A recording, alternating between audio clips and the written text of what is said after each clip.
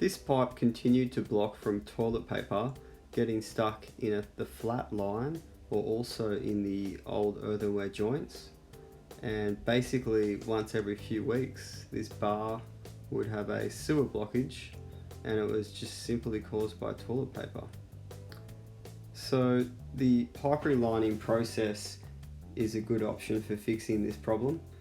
What it does is it creates a much smoother surface, so when the toilet is used and the paper runs down with the water, it doesn't fall into the joints where it generally gets caught and builds up, or if there's cracks in the pipe, it doesn't get stuck in the cracks.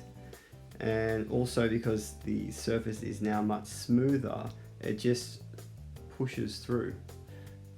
We've done this on hundreds of jobs now and never had a callback saying that it's blocked again. So it's a proven method. So if you're facing problems like this, feel free to give us a call and we'll let you know if we believe we can fix it for you.